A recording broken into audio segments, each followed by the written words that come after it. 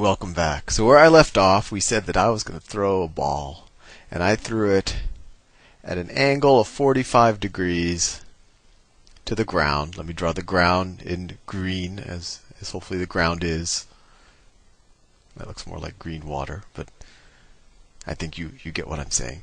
So I throw a ball at a 45-degree angle, and I throw it at, what did I say? Oh, no, I think it was 10 meters per second.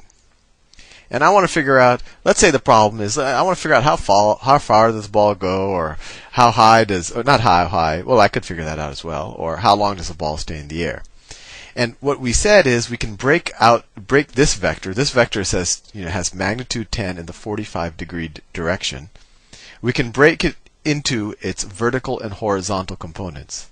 So its horizontal components, this horizontal component would be this vector, and its vertical component would be this vector.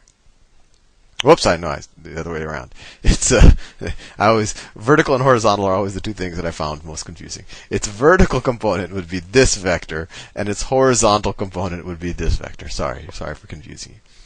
And so we could treat it just like the sides of a right triangle, because as we know, the vertical is perpendicular to the horizontal. And what I find very fascinating about that is that we're dealing with the velocities, and we can still treat them like they're the sides of a right triangle, and that's why vectors in general are so useful. And as we do more problems, hopefully you get more of an intuition. And we said from the previous problem that, not the previous problem, the previous presentation, that the length of this side, if you just use your basic trigonometry, would be the vertical component of my velocity. So that's v sub v, so v sub vertical, which is an unconventional way to write it, would be 10 sine of 45 degrees. And that equals what? What's sine of 45 degrees? That's square root of 2 over 2. So that's 10 times square root of 2 over 2, which equals 5 square roots of 2. Right? And the horizontal component of my velocity is 10 cosine 45 degrees. And once again, to figure out this and this, we just use SOHCAHTOA. We just said that the vertical velocity over the hypotenuse is equal to the sine of 45 degrees, and then we just rearranged it to get this. And we said that the horizontal velocity over the hypotenuse is equal to the cosine of 45 degrees. And then we solved it to get this. We solved for the horizontal velocity. And then this also equals 5 square roots of 2. So what can we do now? Well, this is what I find to be the really interesting part. If we wanted to figure out how long does the ball stay in the air, the only thing that's keeping the ball from staying in the air forever is gravity, right? Gravity is what's bringing the ball back down to the ground, and gravity only works in the vertical direction, right? Gravity only works. I don't like this color. Gravity only works in the vertical direction, always pulling directionally down. Always pulling directionally down at 10 meters per second squared. So what we can do is we can break this problem up into two problems. We can say, well, this ball is going to stay up in the air just as long as a ball that was thrown straight up, with the same vertical velocity. This ball is going to stay up in the air for the same amount of time as something thrown up straight up at 5 square roots of 2 meters per second. And I want you to think about that, because that's actually, at least when I first learned it, wasn't intuitive, and the more you think about it, it kind of becomes intuitive. And then you might want to experiment with it. A ball that's thrown at an angle will stay up. Well, let's say a ball that's thrown at an angle that gets as high as, let's say it gets as high as 500 meters. Let's say I throw a ball, and this is the motion of the ball. So let's say this is the path of the ball. The ball looks like this, right? And let's say the highest point that the ball traveled, let's say this is 500 meters, right? That would be more like a cannonball or something. I can't throw a ball 500 meters high. So this is the ball that's actually thrown at an angle, right? It travels some distance along the ground. What I'm saying is that this ball is going to stay in the air the exact same amount of time as a ball that does this. And this is 500 meters. That's interesting.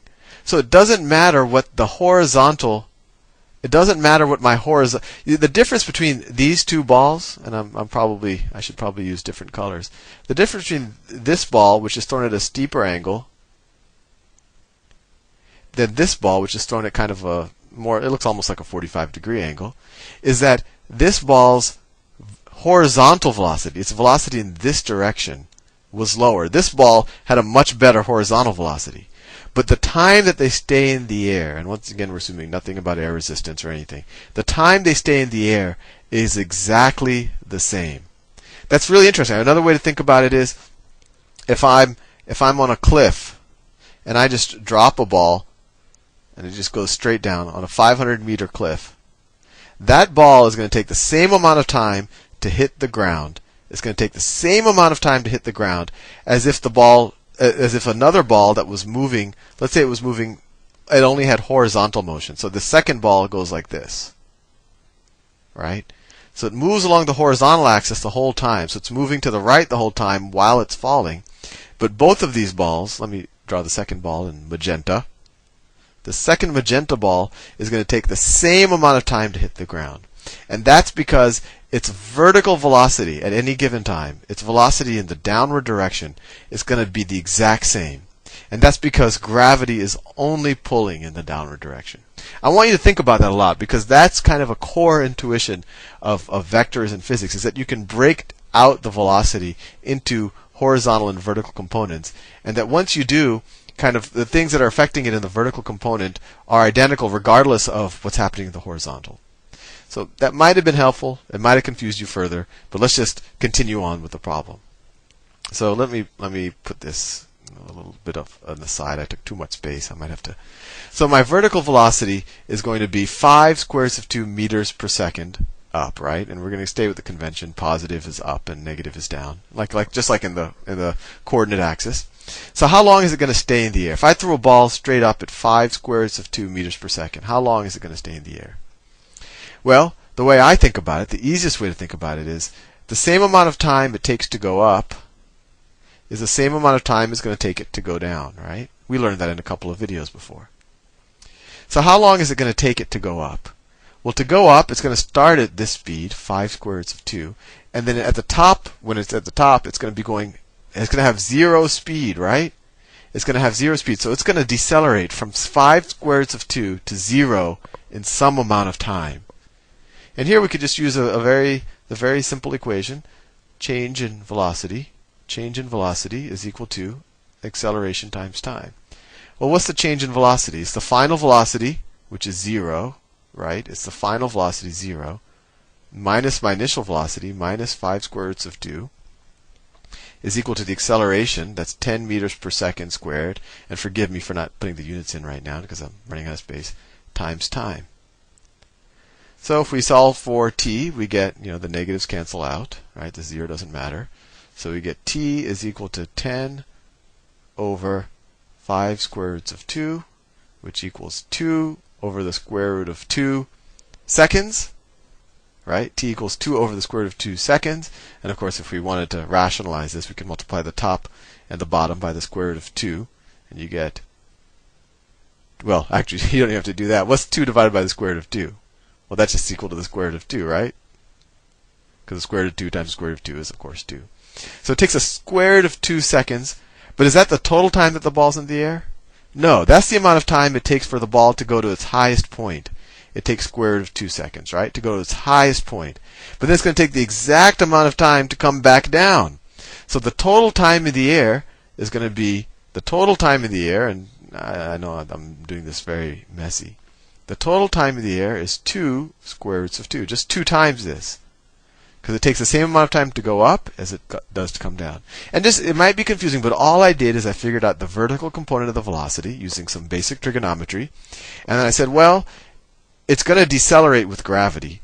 And over that time, when it's going up, however long it takes, it's going to be going from that 5 square roots of 2 meters per second to 0. So how long does it take to decelerate from 5 square roots of 2 to 0, given that I'm decelerating with gravity, given that I'm decelerating at 10 meters per second squared? And it takes us 2 square roots of 2 seconds. I will continue this in the next video.